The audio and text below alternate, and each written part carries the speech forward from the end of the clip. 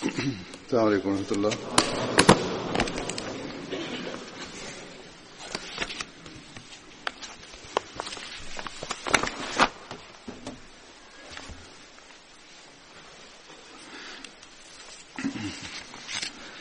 أشهد أن لا إله إلا الله.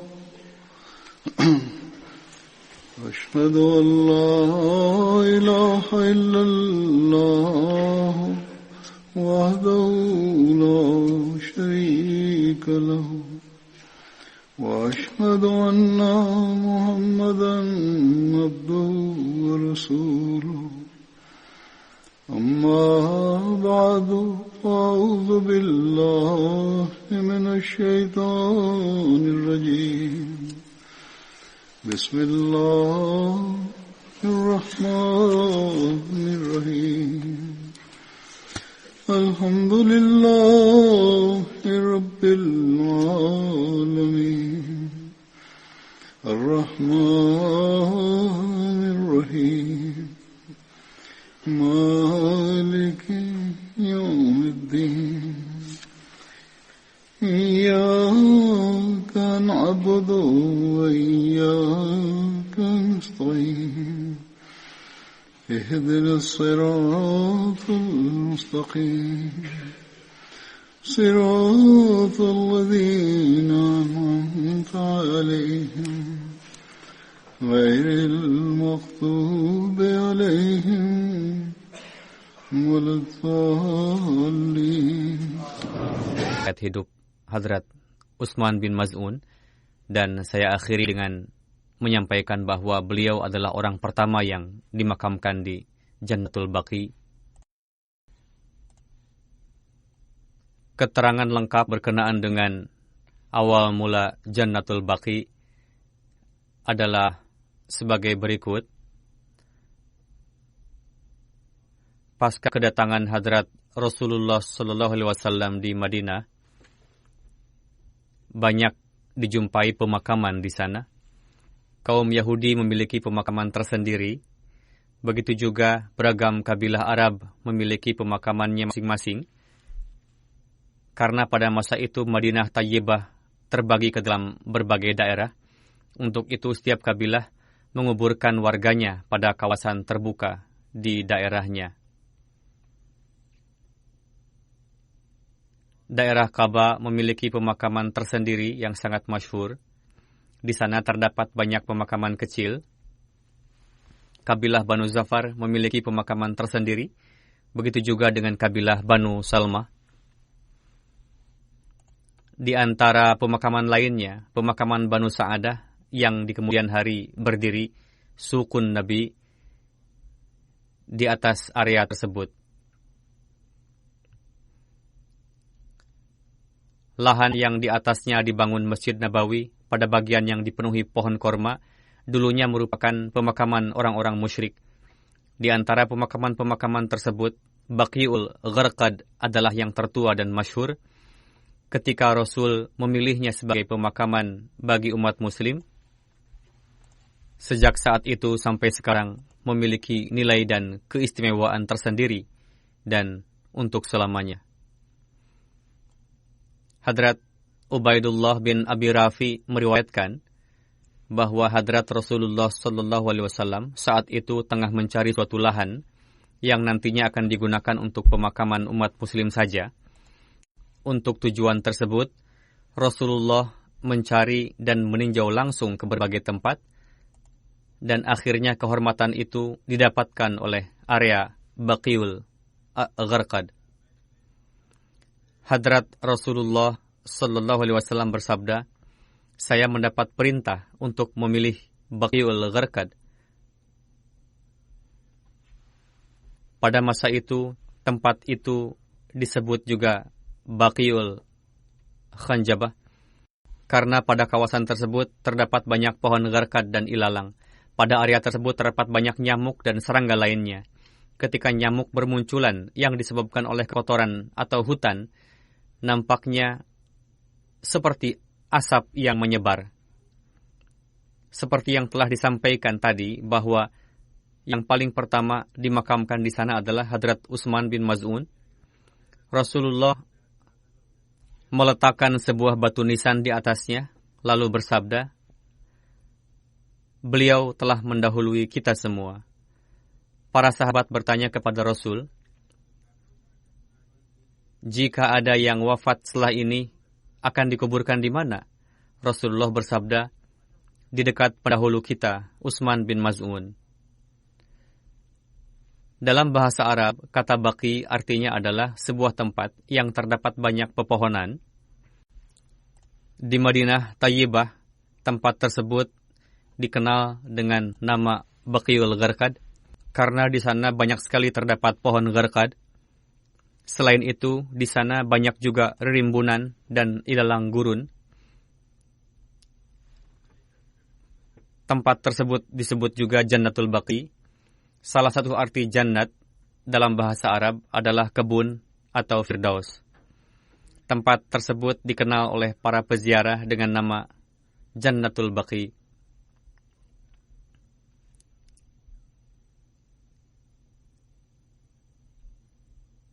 Abdul Hamid Qadiri Sahib yang menulis keterangan tersebut.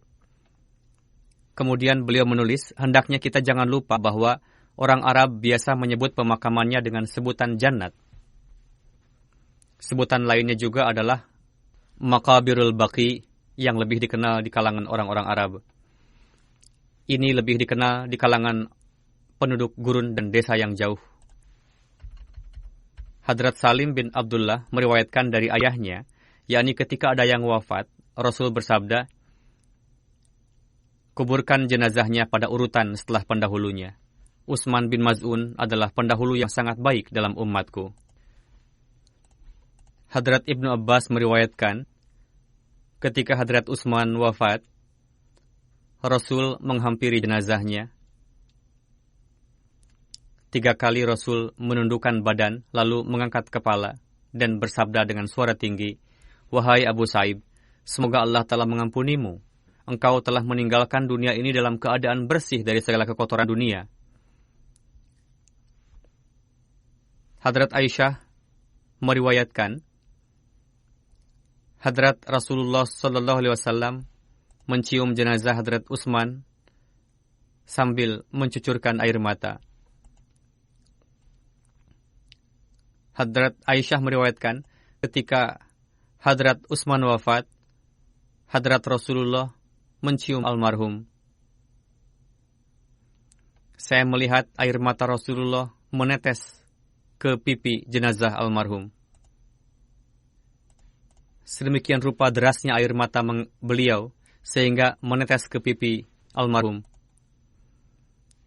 Ketika putra Rasul Ibrahim wafat, Rasul bersabda, "Al-hiqqu bisalfi as-salih Utsman bin Maz'un." Yakni, temuilah pendahulumu yang saleh, Utsman bin Maz'un.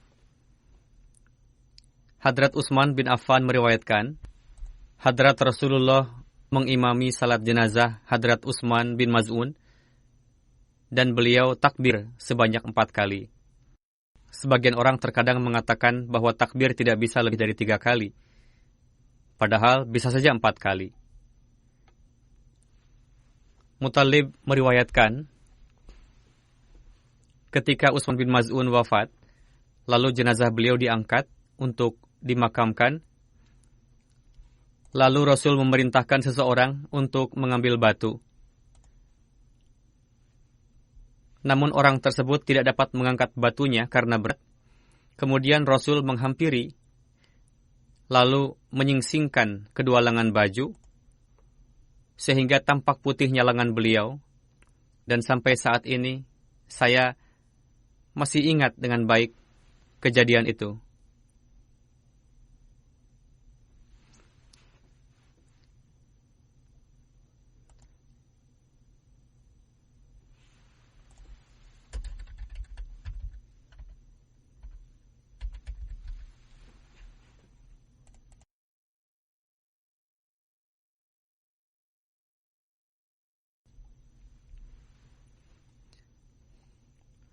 Lalu Rasul mengangkat batu tersebut dan meletakkannya di atas kuburan Hadrat Utsman.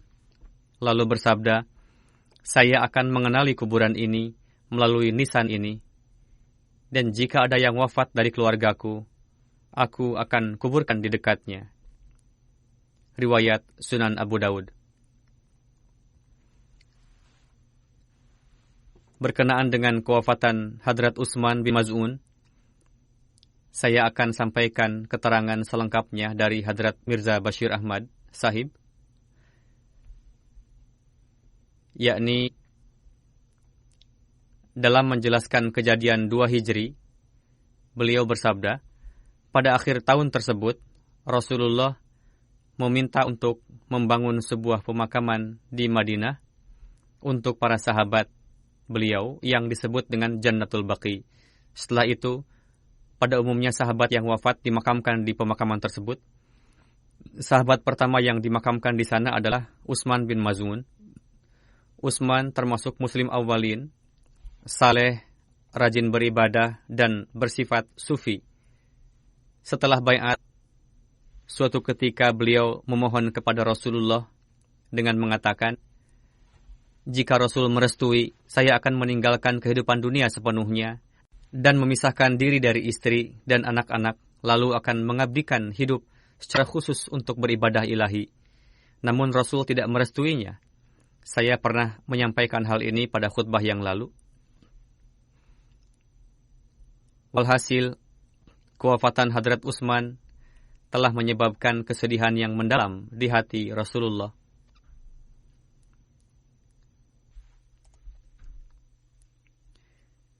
Diriwayatkan bahwa Rasulullah mencium kening jenazah Hadrat Utsman sambil mencucurkan air mata. Setelah dikuburkan, Rasul meletakkan batu nisan di atas kuburannya. Terkadang Rasul berziarah ke Jannatul Baqi dan mendoakan beliau. Muhajir pertama yang wafat di Madinah. Pasca kewafatan Hadrat Utsman bin Maz'un, istri beliau menuliskan bait syair yang berbunyi,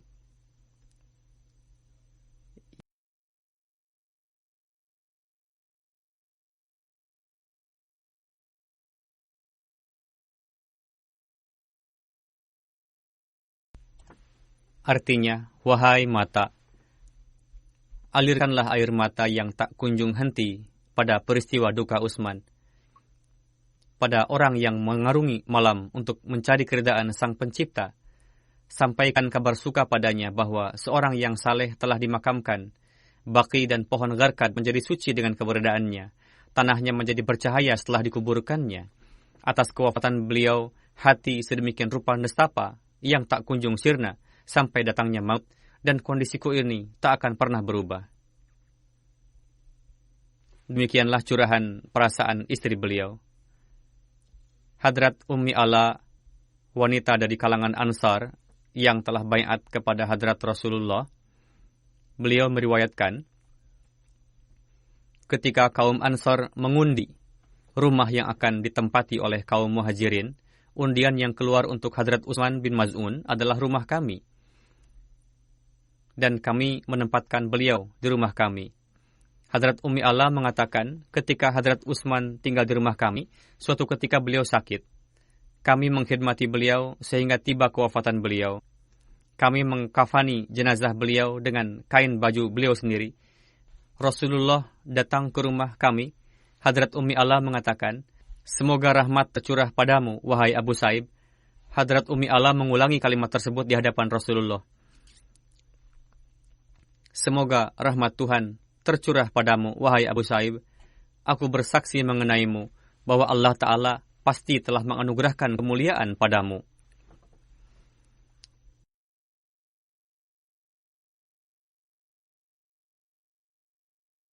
Ketika mendengar ucapan tersebut, Rasulullah bertanya kepadanya, bagaimana kamu tahu bahwa Allah Ta'ala pasti telah menganugerahkan kemuliaan padanya?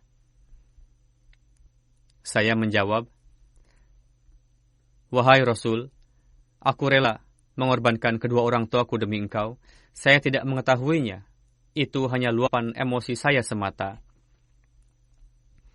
Rasul bersabda, berkenaan dengan Utsman, ia telah wafat, dan saya memohon kebaikan bagi beliau. Aku berdoa supaya Allah Ta'ala menganugerahkan kehormatan kepada beliau. Namun, demi Tuhan, aku pun tidak mengetahui apa yang akan terjadi dengan Utsman. Aku pasti berdoa, namun tidak dapat mengatakan bahwa beliau pasti dianugerahi kemuliaan, padahal aku adalah Rasul Allah. Mendengar itu, Hadrat Ummi Allah berkata, demi Tuhan, setelah itu saya tidak akan mengatakan seperti itu lagi perihal seseorang bahwa pasti ia telah diampuni.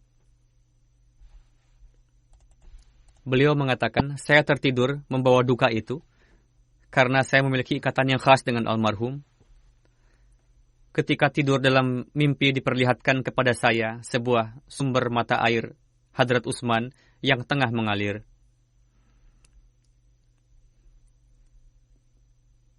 Setelah menyaksikan mimpi tersebut, saya datang ke hadapan Rasulullah untuk menceritakan mimpi tersebut.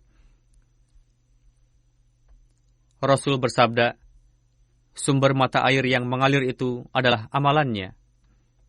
Allah Ta'ala telah memperlihatkannya padamu bahwa ia tengah berada di surga.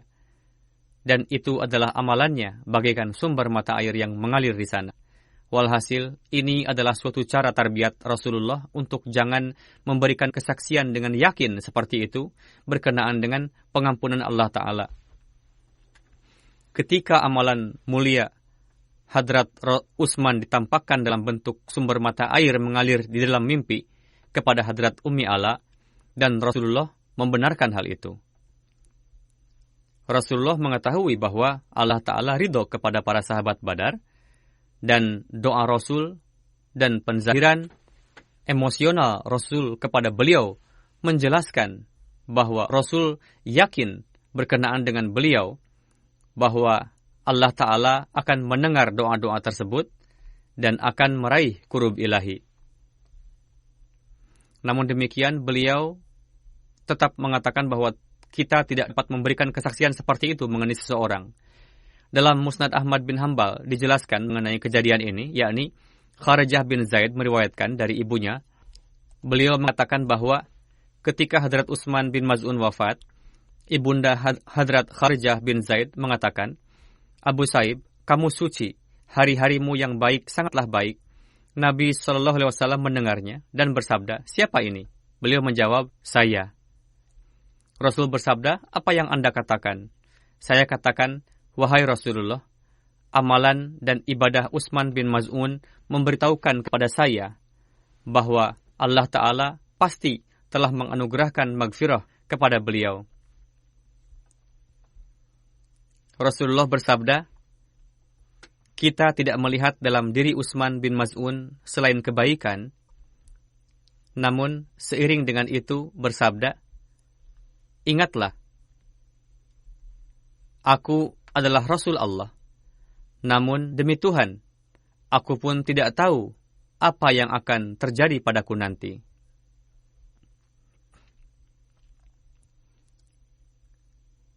Tidak ada orang yang lebih dicintai Allah Ta'ala melebihi kepada Rasulullah.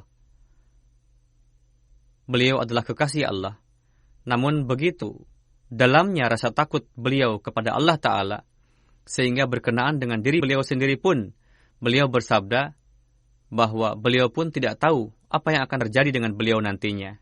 Walhasil, betapa menakutkannya bagi kita sekalian, dan sudah seyogianya kita berfikir untuk berbuat amal saleh dan menaruh perhatian untuk beribadah kepada Allah Ta'ala.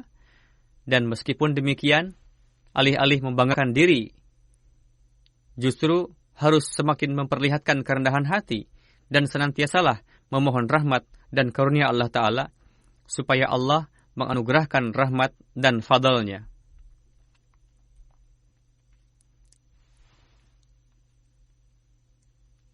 Satu riwayat berikut terdapat dalam Musnad Ahmad bin Hanbal, yakni Hadrat Ummi Allah mengatakan, suatu ketika Utsman bin Maz'un sakit di rumah kami dan kami merawatnya. Pada saat beliau wafat, kami mengafaninya dengan kain pakaian beliau sendiri. Kemudian Rasulullah berkunjung ke rumah kami. Saya katakan, wahai Abu Saib, semoga rahmat Tuhan tercurah kepadamu. Aku memberi kesaksian atasmu bahwa Allah Ta'ala telah memuliakanmu. Mendengar itu, Rasul bersabda, bagaimana Anda tahu bahwa Allah Ta'ala telah memuliakannya?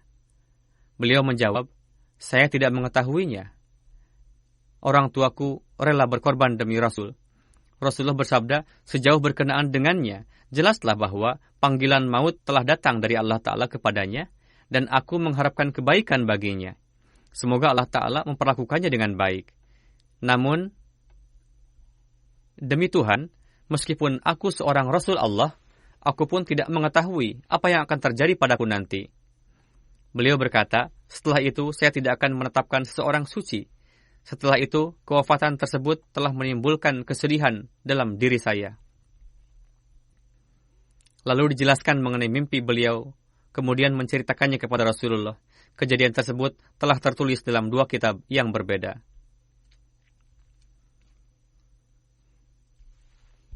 Memang, Allah Ta'ala telah meninggikan derajat beliau berkat doa-doa Rasulullah juga, dan semoga Allah Ta'ala senantiasa meninggikannya. Semoga kita pun dapat menegakkan teladan tersebut dalam diri kita. Sahabat berikutnya adalah Hadrat Wahab bin Sa'ad bin Abi Sarh. Ayah beliau bernama Sa'ad, berasal dari kabilah Banu Amir bin Lawi. Beliau adalah saudara Abdullah bin Sa'ad bin Abi Sarh. Ibunda beliau bernama Mahanah binti Jabir, berasal dari kabilah Asy'ari. Saudara Hadrat Abdullah yang bernama Abdullah bin Sa'ad bin Abi Sarh adalah penulis wahyu yang di kemudian hari murtad. Berkenaan dengan kakaknya itu, Hadrat Muslim Maud menulis selengkapnya, seorang penulis wahyu yang biasa turun kepada Rasulullah bernama Abdullah bin Abi Sarh. Dalam Siratul Halbiyah tertulis bahwa ia adalah saudara sepesusuan Hadrat Utsman bin Affan. Ketika wahyu turun kepada Rasulullah, Rasul memanggilnya, lalu memerintahkannya untuk menulis wahyu tersebut. Suatu hari, Rasulullah tengah menuliskan surah Al-Mu'minun ayat 14 dan 15.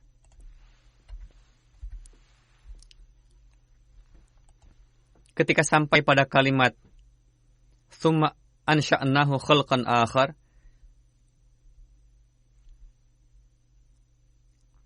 secara spontan keluar kalimat dari mulut penulis wahyu itu yang berbunyi, "Fatabarakallahu ahsanul khaliqin." Rasulullah bersabda,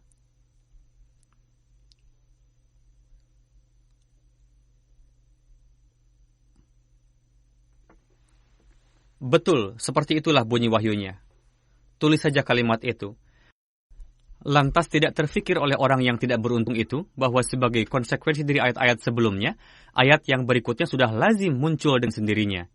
Lalu ia beranggapan bahwa sebagaimana ayat tersebut telah keluar dari mulutnya, dan Rasul pun menyatakan kalimat yang saya ucapkan sebagai wahyu, seperti itu jugalah Rasulullah mengada-adakan keseluruhan Al-Quran, na'udzubillah. Lalu ia murtad dan melarikan diri ke Mekah. Pada saat Fatah Mekah, Abdullah bin Abi bin Sarh termasuk salah satu orang yang diperintahkan oleh Rasulullah untuk dibunuh. Namun Hadrat Utsman radhiyallahu anhu memberikan perlindungan padanya. Berkenaan dengan perlindungan tersebut adalah pada saat Fatah Makkah, ketika Abdullah bin Ubay bin Sarh tahu bahwa Rasul telah memerintahkan untuk membunuhnya, lalu ia pergi untuk mencari perlindungan kepada saudara sepesusuannya, Hadrat Utsman bin Affan. Ia berkata, "Saudaraku, sebelum Rasulullah memenggal leherku, mintakanlah keamanan bagiku." Tertulis dalam Siratul Halbiyah. Hadrat Muslim Maud menulis, ia sembunyi di rumah Hadrat Utsman selama 3-4 hari. Suatu hari ketika orang-orang tengah berbaiat kepada Rasulullah, Hadrat Utsman membawanya ke hadapan Rasulullah dan memohon kepada Rasul untuk berkenan menerima baiatnya kembali.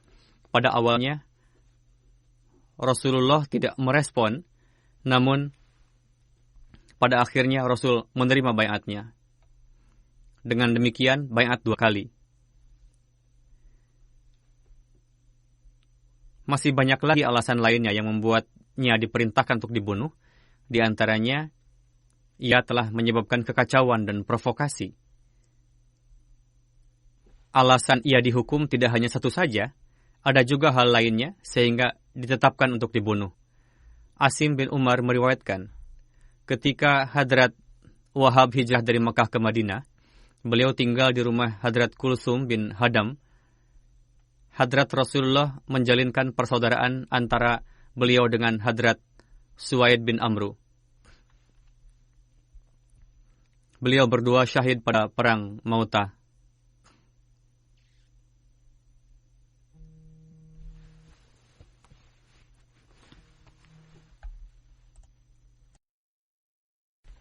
Hadrat Wahab ikut serta pada perang Badar, Uhud, Khandak, Hudaybiyah, dan Khaybar. Beliau syahid pada bulan Jumadil Ula, tahun ke-8 Hijri pada perang Mautah. Pada saat disyahidkan, beliau berusia 40 tahun. Berkenaan dengan perang Mautah dan latar belakangnya, terdapat keterangan dalam kitab Tabaqatul Kubra. Perang tersebut terjadi pada bulan Jumadil Ula, tahun 8 Hijri. Hadrat Rasulullah mengutus Hadrat Haris bin Umair sebagai qasid atau kurir kepada Raja Basrah. Ketika Haris sampai di daerah Mautah, salah seorang yang ditugaskan oleh Kaisar untuk menjadi pemimpin di Syam bernama Syarjil bin Amru Ghassani menghentikannya lalu mensyahidkannya menurut Siratul Halbiyah. Selain Hadrat Haris bin Umair, tidak ada kurir Rasulullah yang dibunuh. Ketika Rasul mendapatkan kabar perihal kejadian tersebut, Rasul sangat menyesalkannya. Lalu Rasul mengumpulkan 3.000 pasukan untuk berperang. Rasul menetapkan Hadrat Zaid bin Harithah sebagai komandan.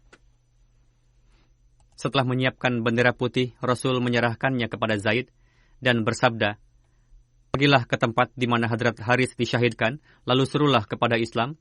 Jika mereka menerimanya, itu baik. Jika tidak, mintalah pertolongan kepada Allah Ta'ala dalam menghadapi mereka, lalu perangilah mereka." Hadrat Wahab juga ikut serta dalam perang tersebut. Hadrat Abdullah bin Umar meriwayatkan, "Saya akan jelaskan selengkapnya perihal perang tersebut.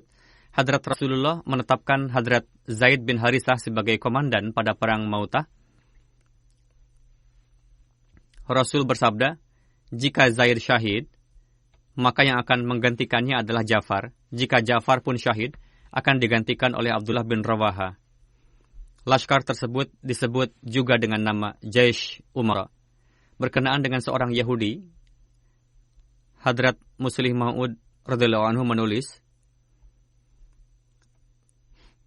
tidak jauh dari tempat itu ada seorang Yahudi yang tengah duduk. Ketika mendengar perkataan Rasul, Yahudi itu mendatangi Hadrat Zaid dan mengatakan bahwa jika seandainya Muhammad SAW adalah benar, maka di antara kalian bertiga tidak akan ada dari antara kalian bertiga yang akan kembali dengan selamat. Hadrat Zaid menjawab, sekalipun saya kembali dalam keadaan hidup ataupun tidak, bagaimanapun Rasulullah adalah Nabi yang benar.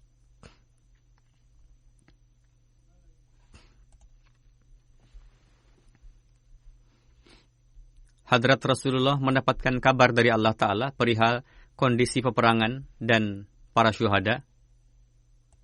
Berkenaan dengan itu terdapat satu riwayat. Hadrat Anas bin Malik meriwayatkan, Rasulullah bersabda, Zaid telah memegang bendera, lalu syahid. Lalu Ja'far memegang bendera itu dan syahid juga. Lalu Abdullah bin Rawaha memegang bendera itu dan ia pun syahid. Ketika memberikan kabar mengenainya, air mata mengalir dari mata Rasulullah. Lalu Rasul bersabda, lalu bendera itu dipegang oleh Khalid bin Walid tanpa mengemban jabatan, kemudian menang. Semoga Allah Ta'ala senantiasa meninggikan setinggi-tingginya derajat para sahabat tersebut. Setelah ini saya akan menyampaikan beberapa Ahmadi yang wafat. dan nanti saya akan pimpin salat jenazah untuk mereka. Jenazah pertama adalah Mukarram Malik Muhammad Akram Sahib. Beliau adalah seorang mubalik dan pada tanggal 25 April kemarin beliau wafat di Manchester. Innalillahi wa inna ilaihi raji'un. Jenazah beliau hadir saat ini dan setelah salat Jumat nanti saya akan memimpin salat jenazah beliau di luar insyaallah. Beliau lahir pada tanggal 2 Februari tahun 47 di Mulkawal, distrik Gujarat. Beliau baiat sendiri pada tahun 61. Kakak kandung beliau adalah Ahmadi pertama di sana, yaitu Master Azam Sahib. Beliau juga baiat dan melalui beliaulah almarhum baiat.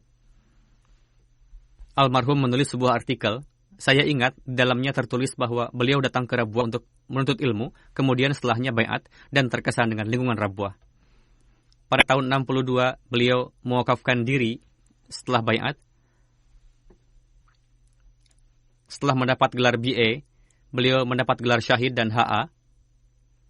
Beliau ditetapkan sebagai mubalik pada tahun 71.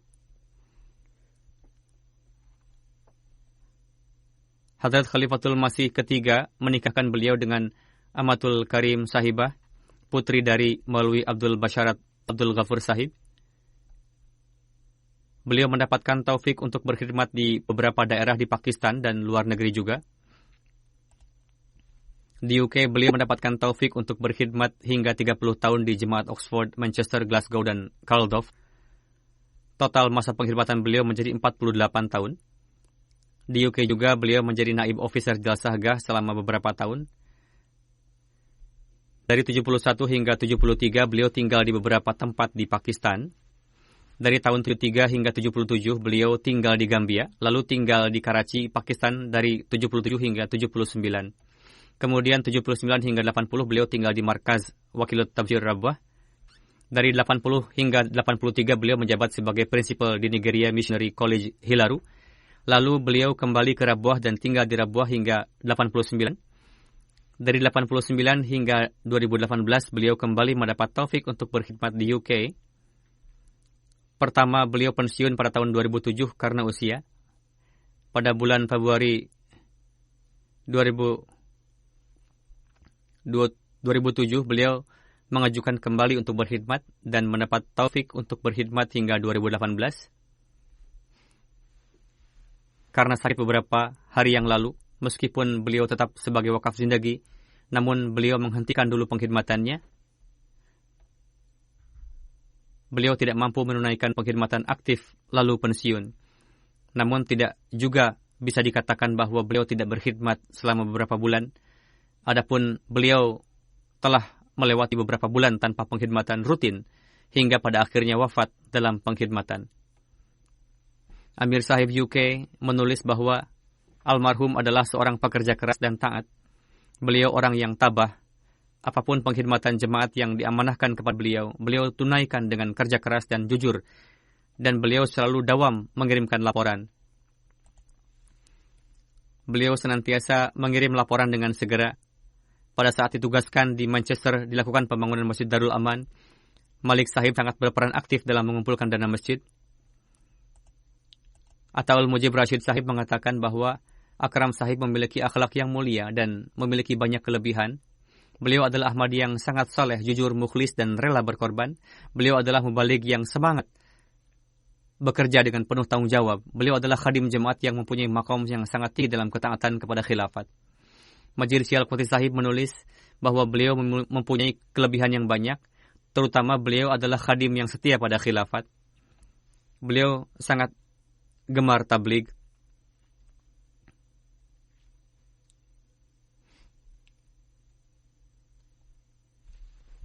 Ketika menuntut ilmu, Syal Qutri Sahib mengatakan bahwa pada saat kami sekolah, beliau suatu kali datang ke kampung kami di saat liburan. Kemudian di sana beliau mengajak kami bertabligh, lalu kami gencar bertabligh dan menghabiskan masa-masa liburan kami untuk berkhidmat di bawah pengaturan Badan Hudam dan Ansar.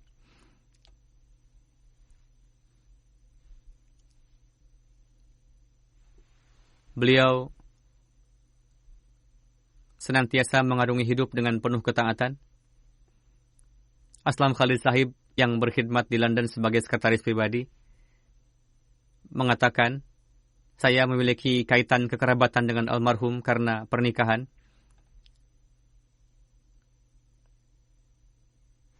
Dimanapun almarhum ditugaskan, beliau menaklukkan hati para anggota jemaat dengan penuh kasih sayang. Begitu juga saat sakit.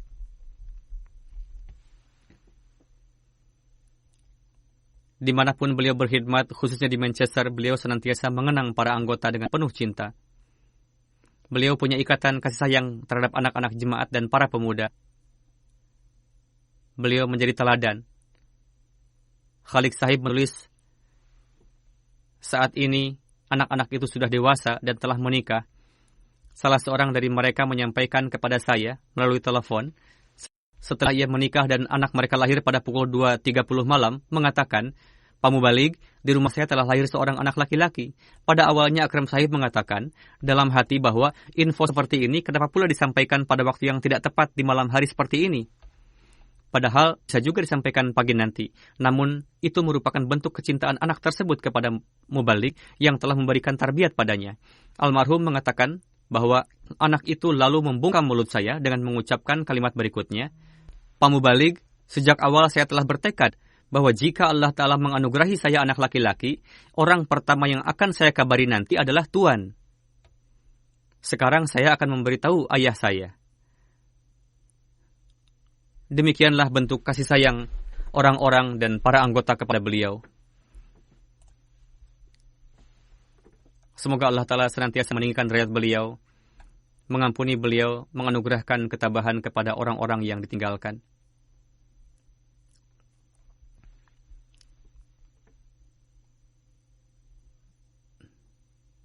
Jenazah beliau saat ini ada, sebagaimana saya katakan, saya akan memimpin salat jenazahnya di luar setelah salat Jumat nanti.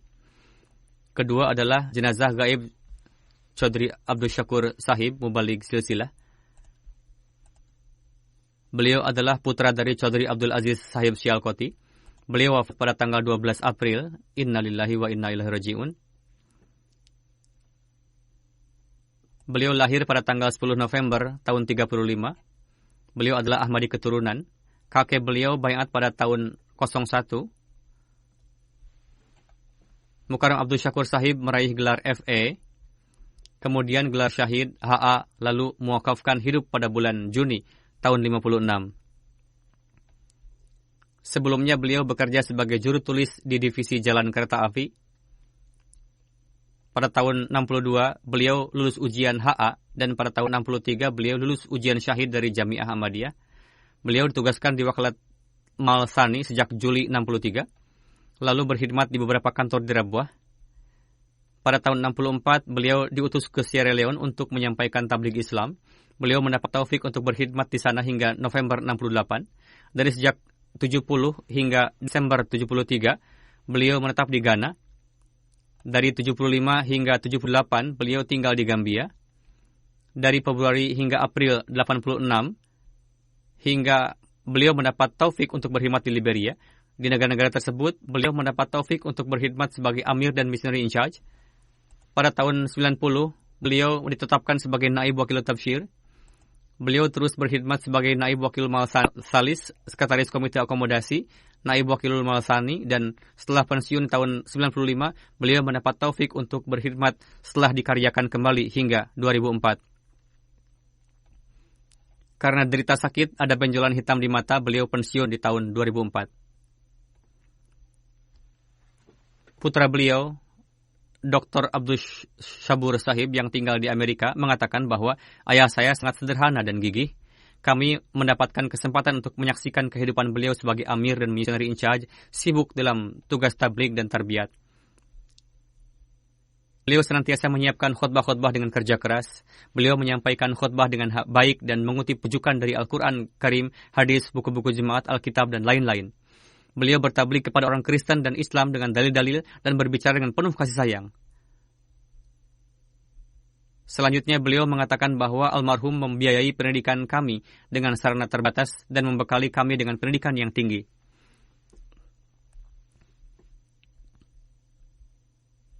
Mahmud Tahir Sahib, Qaid Umumi Ansarullah Pakistan, mengatakan bahwa Almarhum merupakan sosok pengkhidmat yang tidak banyak bicara, pekerja keras, memiliki gagasan yang sangat baik. Naib Wakil Tabsyir, Syekh Khalid mengatakan bahwa almarhum sangat rendah hati, sosok yang sangat sopan, lembut.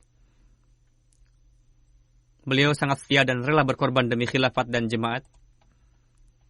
Haidar Ali Zafar Sahib, Naib Amir Jerman sekarang, mengatakan bahwa Abdul Syakur Sahib adalah pemilik banyak kelebihan, sangat mukhlis, sederhana, rendah hati, rajin, membelanjakan harta jemaat dengan sangat hati-hati. Beliau seorang muttaqi dan orang yang berprinsip. Beliau menjalankan bookshop jemaat di Liberia dengan sangat baik.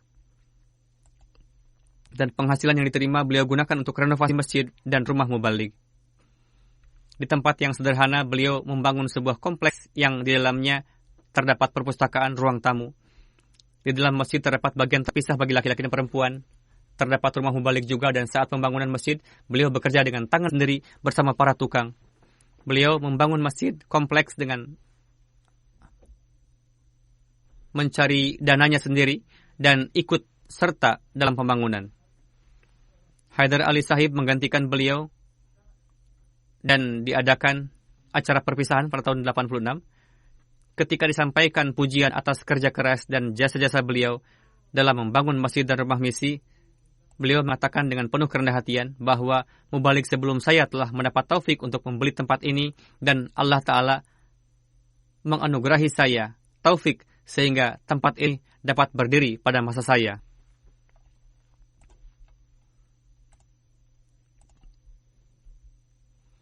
Kini Anda dapat melakukan aktivitas tabligh di sana, dan sebenarnya ini semua karunia Allah Ta'ala. Almarhum adalah musi. Selain istri, beliau meninggalkan 2 orang putri dan 3 orang putra. Semoga Allah Ta'ala meninggikan derajat beliau. Amin.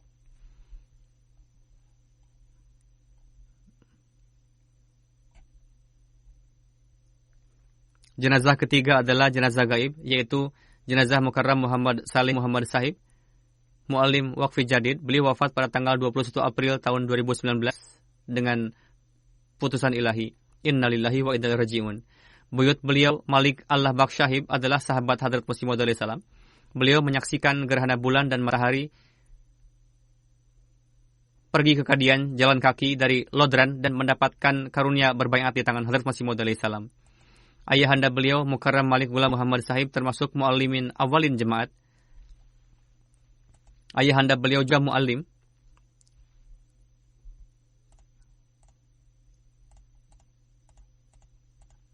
Beliau lahir pada tahun 59. Pada tahun 76 beliau berusaha untuk masuk Jamiah Ahmadiyah, namun umur beliau cukup tua sehingga beliau tidak dapat masuk. Oleh karena itu beliau bekerja di kota besar. Putra beliau menulis bahwa kakek saya Malik Ghulam Muhammad Sahib yang berkhidmat sebagai muallim pergi ke kota besar itu untuk menemui beliau. Namun setelah melihat lingkungan pekerjaan yang kurang bagus, beliau menyarankan dengan segera supaya meninggalkan pekerjaan dan mewakafkan hidup menjadi muallim di bawah Waqfi Jadid. Oleh karena itu, beliau meninggalkan pekerjaan tersebut. Saat itu beliau sudah menikah. Pada pekerjaan sebelumnya beliau mendapatkan gaji 450 rupiah, lalu bergabung dalam kelas muallimin. Setelah menjadi muallim, beliau mendapat tunjangan dari jemaat sebesar 135 rupiah. Tetapi beliau mengatakan bahwa ini merupakan kehormatan besar yang Allah Ta'ala anugerahkan kepada saya untuk mengkhidmati agama.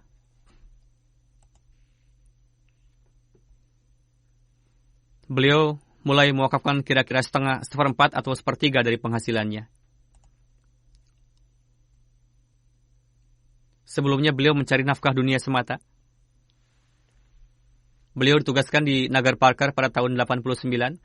Saat itu kondisinya sulit sekali. Putra beliau juga adalah mubalik, menulis. Ibu saya menceritakan bahwa setelah beliau dimutasi ke pusat kampung Nagar Parkar, di sana sudah sejak lama rumah mu'alim tidak digunakan. Kondisinya sudah roboh. Lalu ayah saya mengambil air dan tanah dari tempat yang jauh pada siang hari untuk beliau kumpulkan. Dan pada malam hari, suami istri keduanya membuat batu bata mentah. Dan ketika sudah jadi batu bata, keduanya membangun tempat tinggal sendiri. Seperti itulah kondisi para mu'alimin awalin. yang rela berkorban di Sind. Mereka menimba air sendiri dan membawa air dari jauh. Mereka mengumpulkan tanah, kemudian membuat batu bata dan membangun ruangan untuk menetap, tidak pernah menuntut kepada jemaat.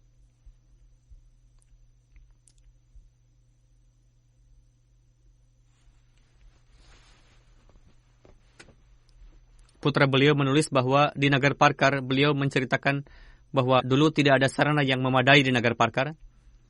Oleh karena itu, ketika beliau datang untuk rapat, beliau membawa persediaan pangan untuk sebulan, obat-obat hemopati dan kebutuhan lainnya.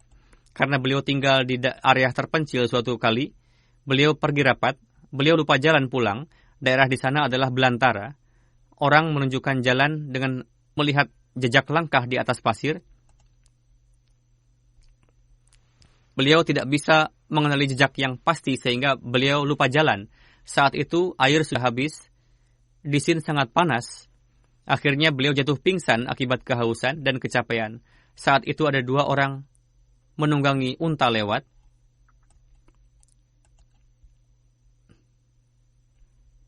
Di sana mereka melihat bahwa ada orang terjatuh di atas pasir. Ketika mereka mendekati beliau, mereka tahu bahwa beliau adalah dokter sahib, karena beliau selalu memberikan obat-obatan hemopati. Oleh karena itu beliau tersohor dengan nama dokter sahib. Dan kedua orang ini adalah pasien beliau. Mereka mengenali beliau. Mereka memberi beliau air, kemudian membawa beliau ke rumah mereka. Di sana beliau bermalam. Hari berikutnya beliau diantarkan ke senter. Putra beliau menulis bahwa almarhum terus menekankan kepada anak keturunan beliau untuk salat. Beliau adalah sosok yang dawam tahajud. Ketika wafat pun pada hari itu beliau melaksanakan tahajud dan membangunkan ibu juga. Beliau adalah pribadi yang berakhlak baik dan penyayang. Siapapun yang berlaku aniaya kepada beliau, beliau senantiasa sabar dan tidak pernah meresponnya. Beliau adalah orang yang sangat baik dalam menjalin hubungan dengan orang-orang dan cukup terkenal. Orang-orang biasa menitipkan amanat kepada beliau karena kejujurannya. Kapanpun ada perselisihan dalam keluarga, beliau selalu berusaha untuk mendamaikannya.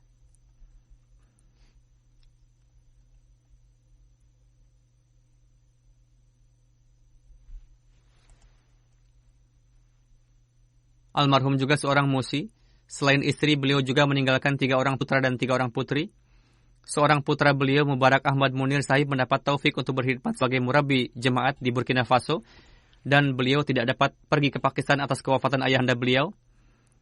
Semoga Allah Ta'ala senantiasa meninggikan derajat beliau, memperlakukan beliau dengan rahmat dan maghfirah, dan menganugerahkan taufik kepada anak keturunan beliau untuk berkhidmat kepada agama dengan semangat dan pengorbanan tersebut.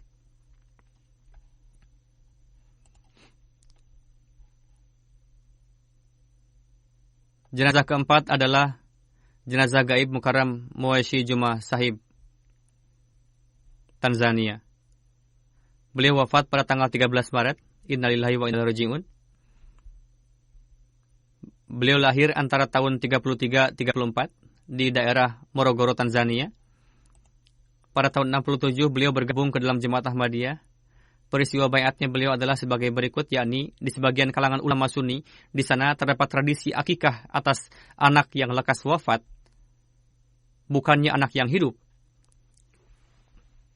Setelah wafat, dilakukan akikah dan khataman, sehingga menjadi ajang untuk berkali-kali mendapatkan makanan. Almarhum tidak pernah melihat tradisi seperti ini dalam ajaran Islam.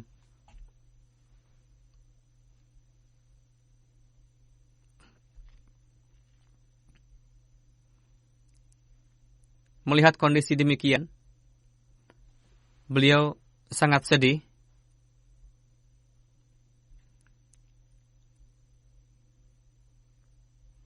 Beliau senantiasa berdoa kepada Allah Ta'ala, Ya Allah, turunkanlah Hazrat Isa, supaya dia datang dan menghidupkan kembali Islam. Misari Incharge Sahib menulis, berdasarkan keterangan beliau sendiri, beliau bertemu dengan mubalik jemaat di sana. Saat itu adalah Jamilur Rahman Rafiq Sahib, yang saat ini sebagai wakil isyaat di Pakistan. Ketika beliau bertemu, beliau menyampaikan kepada almarhum bahwa Ada sebuah hadis Rasulullah yang berbunyi, barang siapa yang tidak mengenal imam zamannya, maka orang itu mati jahiliyah. Atas hal itu, beliau menganggap bahwa beliau belum mengenal imam zaman. Dengan demikian, bukan muslim yang hakiki. Beliau berpikir dan tanpa menyia-nyiakan waktu langsung baiat. Setelah baiat, beliau pulang kampung dan menabligi saudara, keluarga, kawan-kawan dan mengumpulkan semuanya untuk menyampaikan tabligh Hadrat Masih Maud alaihi salam. Selama tahun tersebut, saudara beliau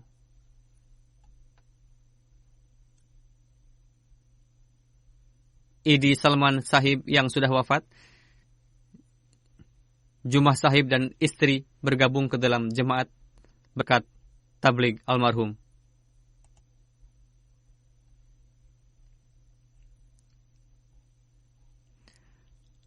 Almarhum terpaksa harus menghadapi penentangan keras, tapi perlahan-lahan orang-orang mulai bergabung dalam jemaat dan perkampungannya berdekatan dengan kampung beliau sehingga jemaat telah berdiri di sana.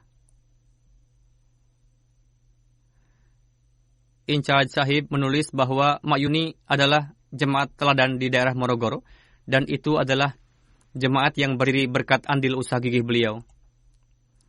Setelah bergabung dalam jemaat hingga wafat, yang nampak dari setiap amal beliau adalah beliau sangat setia terhadap khilafat dan beliau sangat menghormati dan memuliakan para mubaligh dan pengurus jemaat.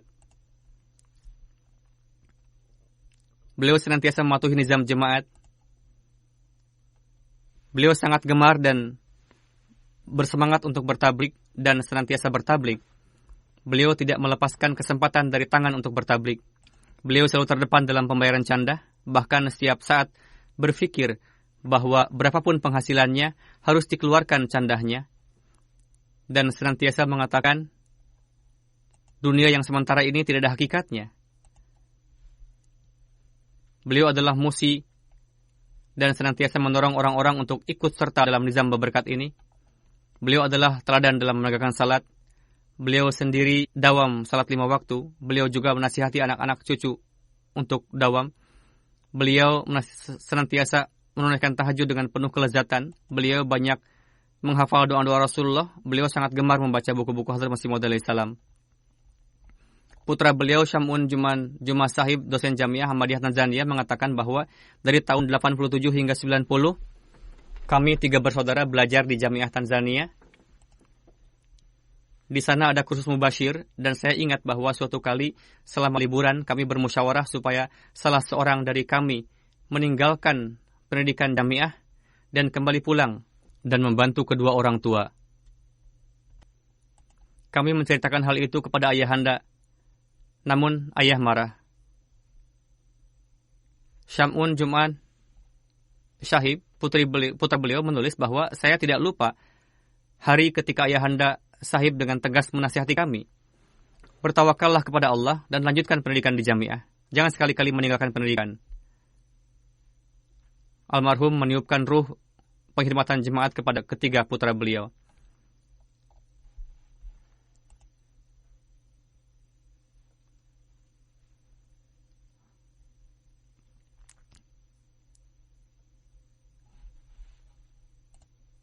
Semoga Allah Ta'ala mencurahkan rahmat dan maghfirahnya kepada beliau-beliau, meninggikan derajatnya dan menjadikan keturunan mereka sebagai khadim agama yang sejati. Sebagaimana saya telah sampaikan bahwa setelah salat Jumat, saya akan memimpin salat jenazah untuk semuanya. Jenazah hadir Malik Akram Sahib saya akan salatkan di luar dan para anggota tetap di sini dan bisa ikut bergabung dalam salat di dalam masjid saja.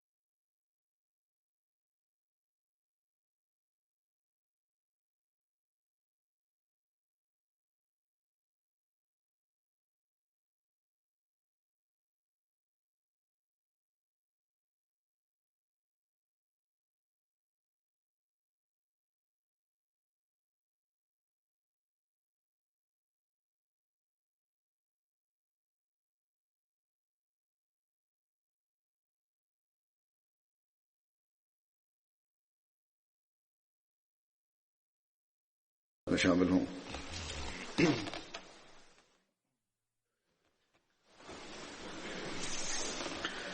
अल्हम्दुलिल्लाह